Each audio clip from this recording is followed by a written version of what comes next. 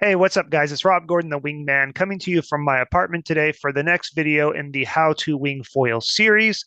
This video is on wind conditions and general wind concepts that you need to know, and also locations that are good for learning.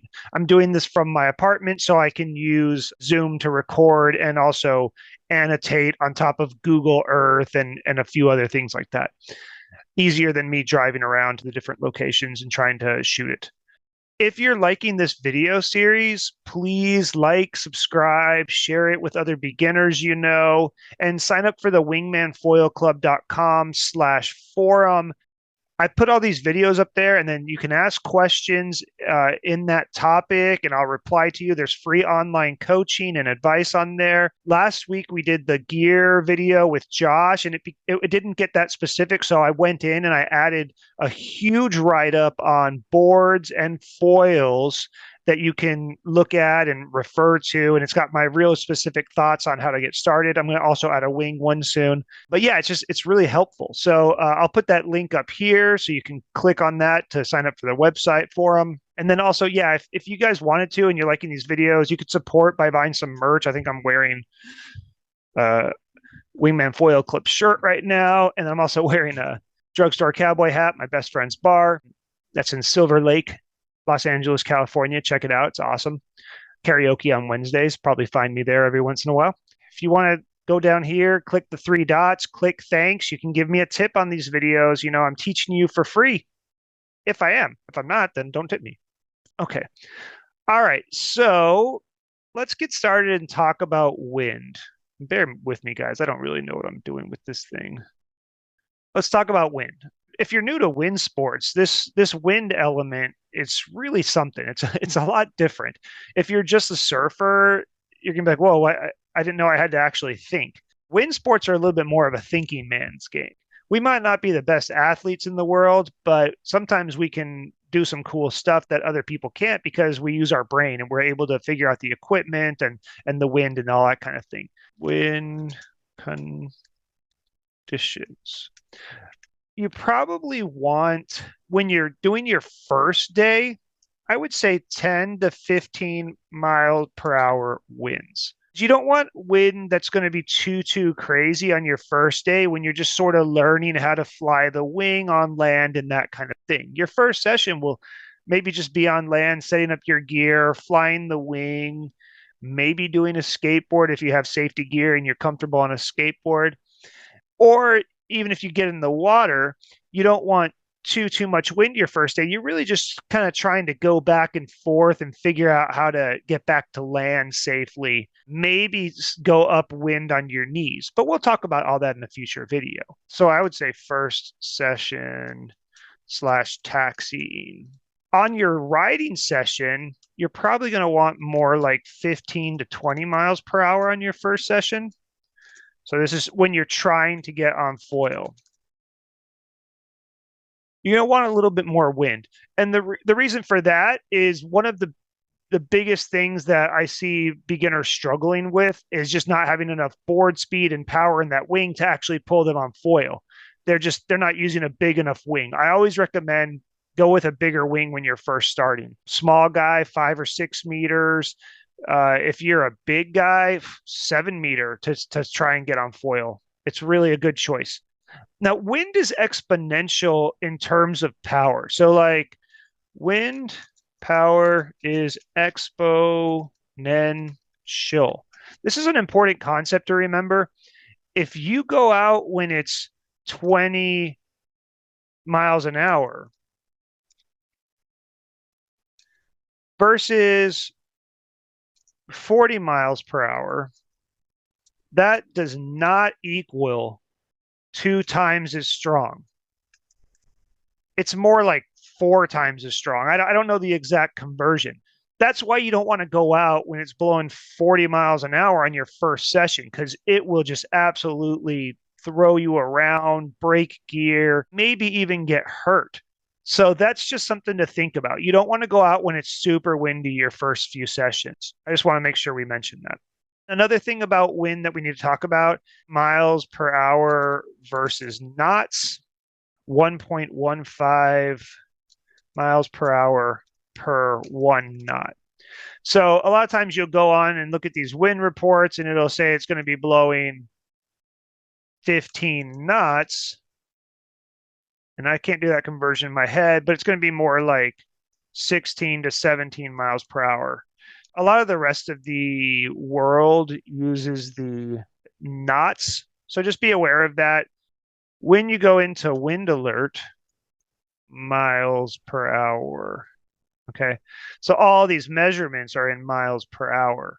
So that's something you need to be aware of when you're looking at the forecast. So right down here, we see this forecast and it's calling at 7 p.m. It's actually like the best wind, general base of 15 miles per hour, gusting to 24 miles an hour. That's a good day to go wing, especially for if you're trying to get on foil. That would be a good day to try if you could see at 8 p.m. at night. You can actually change these settings in their menu. So you just go up into settings, wherever settings is, settings and help. And then you can choose the speed, units. You can go to knots or miles an hour. That's a good way to find wind. I just use wind alert, go to live wind, and then it'll show you this little graph of all the different spots. I don't pay for this. I have a whole video on how to find wind. You can click that link up here and find that whole video. I go into depth with it, but mainly you're going to come in here and you're going to find your spot.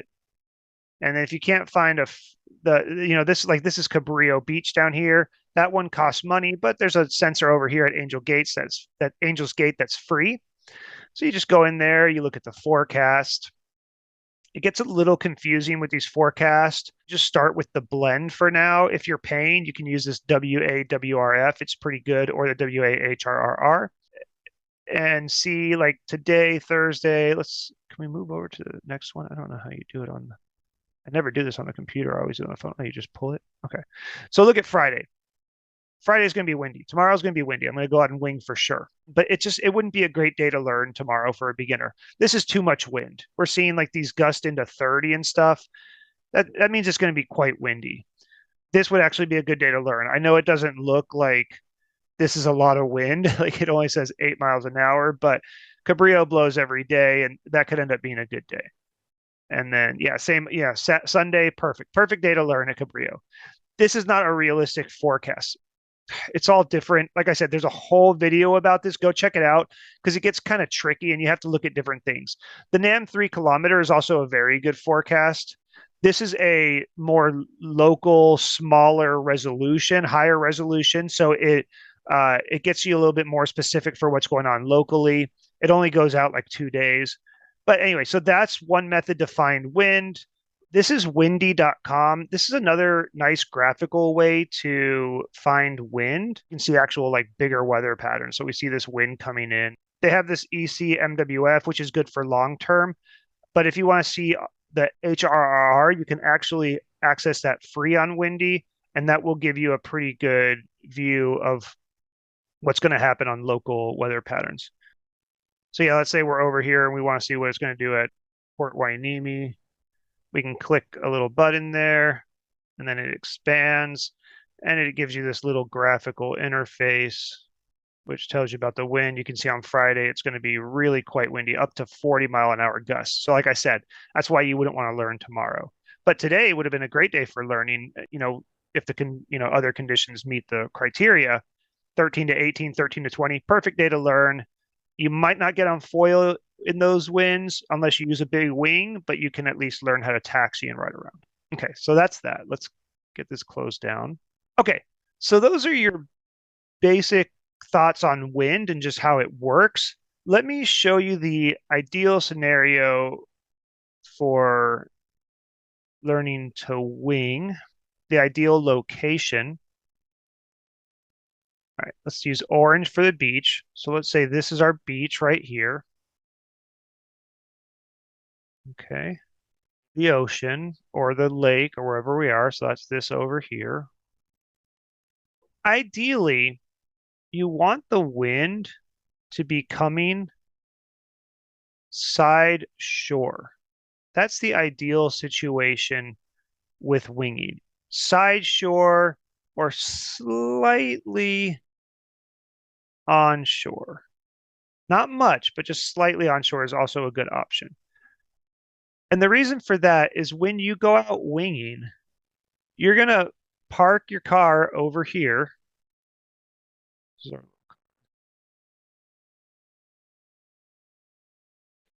And you're going to walk down to the beach and you're going to rig up your gear on land over here. Okay. You got your board, you got your foil, and you got your wing. That's an ugly wing. I don't know how to draw a wing there. Give it a leading edge. Okay. So you're going to put this over here. You're going to walk out into the water.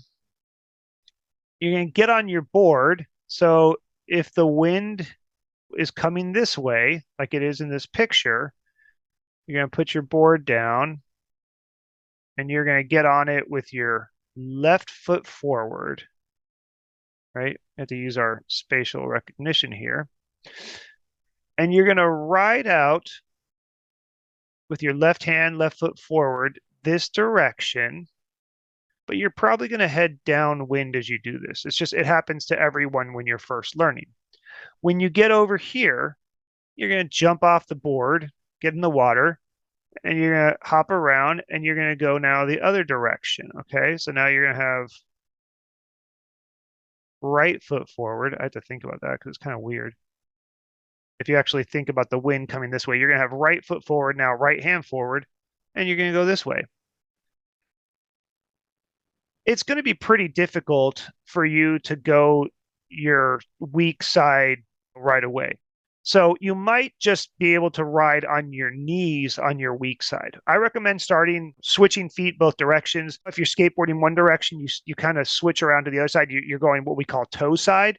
But in winging, I recommend switching feet from the get-go. But if you're, let's say, a regular rider who likes riding skateboards left foot forward, you might be able to stand up and ride that direction easily. You might not be able to do that with your right foot forward. So you might just ride on your knees to get back into land here, okay? But you can continue this process over and over until you get to the end of your beach. Now, that being said, if you get, to right here, you better start coming in. You don't want to go past your beach. I don't know what's over here, maybe some rocks or a jetty. You don't want to end up down there and have a problem. So you want to come in here, you get into land, and then at that point, you can deflate your wing if you have a big heavy gear, or you can make separate trips or whatever. But you're going to walk up the beach to where you started, and you can do it again. Another option is you can leave your gear down here, walk back up to your car, and then drive the car down here and pick your stuff up. So if you had a big old beach, that might be an option, but you would need someone to watch your gear. It's going to get stolen. Another thing you can do is you could actually park a car down here to get started. If you have a friend in two cars, you put your gear into the other car, you drive back up here, and then you launch together. You go downwind, and then you pack up your car and go away. So that works if you're at like a really big spot. Let's clear some of this mess. The reason you want the side shore wind is because imagine now that this wind is blowing offshore a little bit.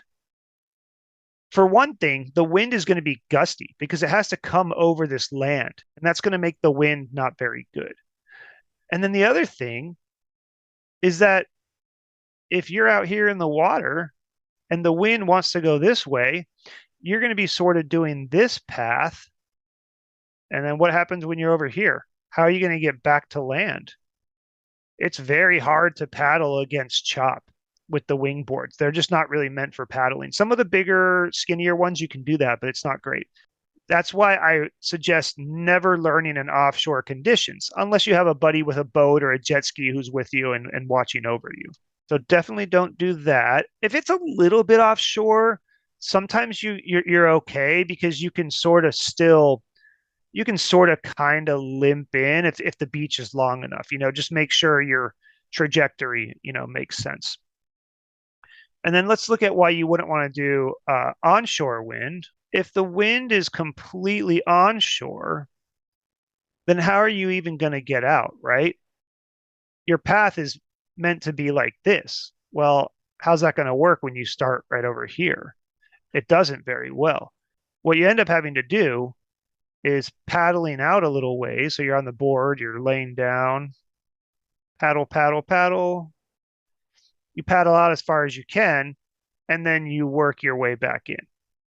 That's easier said than done because what happens is you end up getting a lot of chop from the wind. So there'll be these big little waves coming in, whoo, whoo, and you're trying to paddle against that. Yeah, good luck. It's not ideal. And you got to remember too, you have a foil, and the foil is long. So if we looked at this from a cross-sectional view, the shore gets deeper gradually, right? Let's imagine that this is the water. This is a cross-sectional view. We're here on our board paddling out, and our foil is in here in the water.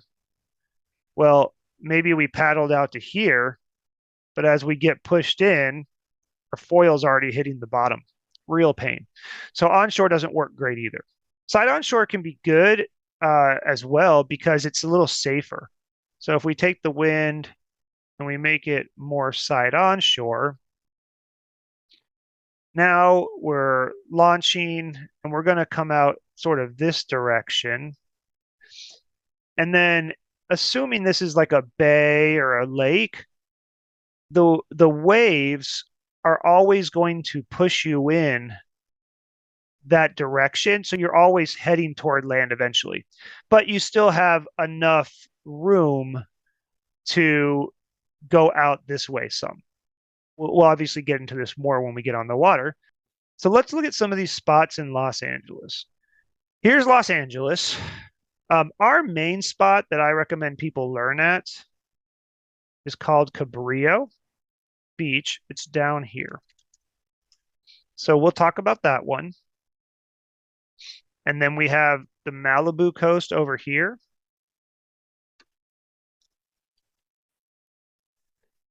It's got some okay spots, but it also has waves. So that's not ideal for learning. And it's the ocean. So if something goes wrong, you can go way out here. Cabrillo has a little harbor, which we'll talk about. Over here, we have C Street in Ventura. Not a great place to learn because it also has big waves. But I'm just showing you our spots. Up here, we have Lake Piru. It is almost a really good spot to learn, but I'll show you why it's not. Our actual best spot to learn is a place called Lake Perris. It is quite a drive for most of Los Angeles. But you can also access this from San Diego. San Diego people come out here fairly often. And look at this picture right here. This kind of shows you why Lake Perris is a good spot to wing. Thank you, Yudi Suazo. It's got this sandy beach area. So let's use our same colors. This is our sandy beach that we were showing earlier. And then we have our water, obviously, out here. What we also have is land all around, right? There's land over here. Eventually, you will hit land somewhere on this reservoir. Our wind will come in side shore. And then you can walk, you go out, you ride a little bit, then you can walk back up and do it again. It's perfect. You also have flat water, which you can see the water is pretty flat. Now, it's probably not windy on this day, that you will get some chop, but there's not big old waves in here. Look, there's actually a foiler right here. So let's look at Lake Perris a little bit more. We'll do this for summer since most people don't want to learn in the winter. So this right here is Sail Cove. And then over here we have lots 1 and 2. Okay. And in the summer, the wind, I've never been there in the summer, but from what I understand, the wind comes over the dam. This is the dam right here. The wind comes over the dam in a somewhat side shore direction. It might be a little bit side off, but comes generally this direction. And then you are going to come down here to either Sail Cove or lots 1 and 2, and you want to go as far as you can to the west where the wind is coming from. And you're going to launch. And like I said, you're going to sort of drift downwind this way. And then you want to make sure you come in before you pass this little jetty. If you pass that jetty and you end up down here, you got to come in at one of these other beaches. You're going to have to leave your gear here while you hitch a ride or walk all the way back up to the other lots on the road, and then drive your car back down and pick it up. And it's probably been stolen by that point. You never want to pass that last walk back point. If you're in the water and you're coming out, you're having a good one. Oh, you turn around, you go this way, you go a little bit further out, you're getting over here. Don't keep going out this direction anymore. Turn around and start going in. So you have to use a little common sense and plan your trajectory. If you're getting to this point over here and you're not able to get yourself back in here with the wind, it's time to start paddling. Paddle, paddle, paddle. Get on your board. Paddle, paddle, paddle. Paddle, paddle, paddle. Get yourself in. If there's not too much wind, you'll be able to paddle side across the chop fairly easily because the chop is going to be coming this direction with the wind, probably a little bit more in. So that'll push you in a little bit too. In the winter, the wind actually comes a lot of times from this direction. That's ugly. And we will oftentimes launch up here because it's flat water. And then you would go down a little bit and you'd want to come back in. Really, in the wintertime, it's a little bit offshore. I say it's not always ideal for people to learn. It depends on where. If this is a northeast, right? If it's a northeast, it ends up being a little bit offshore. If it's a true northeast, it's a little bit more side shore and it's better. But sometimes the wind in the winter will come this direction and it will come hard. It'll be like 40 knots gusts. In that situation, you'll sometimes go out here at Bersconi Beach, but you got to paddle out against pretty big chop because now it's the chop has come all the way across the lake, but you can ride this direction. So that is an option. Don't go out on one of those days, though. I'm just showing you for that. So, in my opinion, Lake Perris is the best place to learn how to wing in LA because of the long sandy beach and then flat water generally, and it's protected. Let's look at a couple of other spots that are a little bit closer. All right, this is Cabrillo Beach. We got a nice picture here of Cabrillo. This is the outside. So you wouldn't want to learn here on the outside. And I'll show you why in a second. But the wind comes at Cabrillo on the outside. It comes sort of over this cliff. So it is kind of side shore. So that part is good. Here's what happens. You run out of room. And then if you don't come in by here, you got this big long seawall out here, which is bad news. You do not want to end up on that thing, especially if there's big waves breaking. It'd be an absolute nightmare. So this is the inside harbor at Cabrillo. This is a good spot to learn because the wind comes in this way. So it's technically offshore if you launched at this beach over here, which you wouldn't do in the summer usually because there's a lot of people over there. But you end up where you launch at Cabrillo is actually further up this way. There's a red set of stairs here that you can walk down, get in the water, and then you can ride sort of this direction. It is in a way offshore, and I'll show you why. But what you notice here that's so good about Cabrillo is this water is dead flat. And that's because the wind is coming over the mountain, so it's blocked and you just there's nothing there's it's just very flat water because there's no wind fetch. It also makes the water very gusty. So when you're at Cabrillo, you see these dark bits of water. That's where the wind is. When you're in these light bits, you're just going to be sitting, not going anywhere. So that's just something to think about. So let's say the wind is coming generally this direction and over this mountain over here. If you were on the outside, you launch over here. There's a little spot where you're supposed to launch, and then you come out and you wing over here. But like I said, if you don't get in by this little jetty right here, or worst case scenario, maybe this little stretch of beach if it's low tide, you got this big old seawall. And you're going to be climbing on that with your gear's going to get trashed. You're going to have to abandon it. There's going to be waves breaking. Sometimes the waves are really big against the seawall. Or you got to like wait till you get all the way down here and maybe try and paddle into the harbor over here and hope that this lifeguard tower sees you, the lighthouse tower. That's your best bet. There are lifeguards at Cabrillo that will come out and rescue, which is nice. So what most people do, a lot of people do when they're learning, or some people just don't want to get out here in this, the open ocean. There's a little set of stairs, like I said, right here or so. And you can park right here. You'll see if you go there any afternoon, especially on a weekend, there'll be a ton of people rigging up, and usually everyone's very friendly. You come into here, you get in the water, or if it's low tide, sometimes you can walk along the beach. You walk your gear up here. There's a little swim area, so don't go up to the swim area.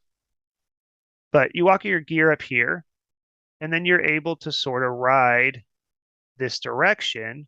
By the time you get over here, you want to already have been getting in because there's a big fishing jetty right here. And once again, once you pass this line, let's get like a yellow or something.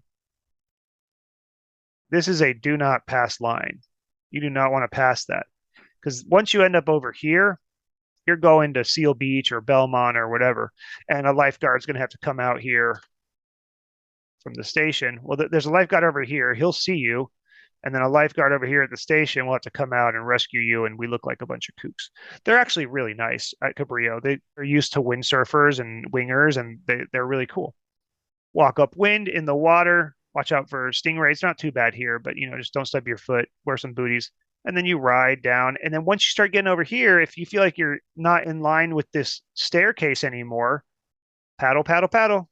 That's why I say fitness is really important. For sure, you need to be in before this jetty because you can still walk back up over here as well. If you're over here, you should be coming in already to try and get in. You also could technically walk along this bike path, but if you do, just please, always yield to people there who are just hanging out at the beach. They have the right of way. We're a pain, we're trying to be good stewards. There's no perfect spot in LA to learn. Everything has its disadvantages. Perris doesn't have that much wind all the time. It's 2 hours away. Cabrillo, you don't have a long beach. You got to walk up in the water, and then if you go too far, you have to get rescued. So that's the problem there, unless you have someone with a boat. There's no perfect spot, but this is Cabrillo. It is protected for the most part. Don't get down here though, because that's where the ships, big ships come in over here. You don't want to end up that far down. So just be aware.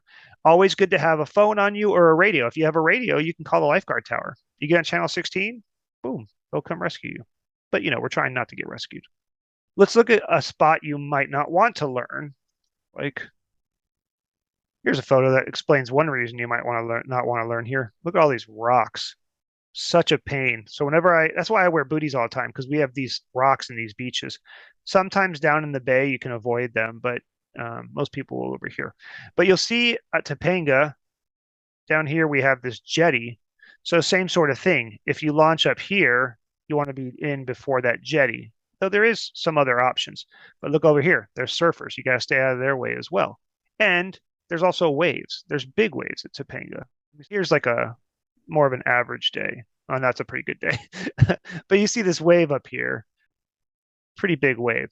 And even if you launch here in this bay, there will be waves on a big day. It's not too bad, but it's just not good for beginners. But you only have really about one or two passes before you're going to pass the jetty. So let me show you on the outside what you would do if you did that. Because I do often, because Topanga has light wind, and sometimes you go out looking for the wind and you get in trouble. At Topanga, the wind is generally this direction, coming from the west. You would try and launch up here somewhere, and you ride down, and you try and come in before the jetty at Mastro's. If you don't, and oftentimes I don't, because sometimes there's a wind shadow, or not sometimes, there's always a wind shadow. A lot of times the wind is actually a little bit more almost coming this direction. So there'll be a little bit of wind out here and then nothing on the inside. So sometimes I'll get in here and I like to launch in the bay. So I don't have very long to get to the wind. And I'll try and come all the way out here to the wind. And then maybe I get out there and there's still not enough. And then I'm coming in on my sinker board. I can't go upwind on my board. And then I'm past the jetty, right? So a lot of times what I'll do is I will just go all the way down here. There's another little beach down here. It does have some hidden rocks. You got to be careful, but it's not too big a deal. If you end up down here, you actually can hide your stuff here pretty well. And then I walk along this little bike path or like little footpath. I just walk back up.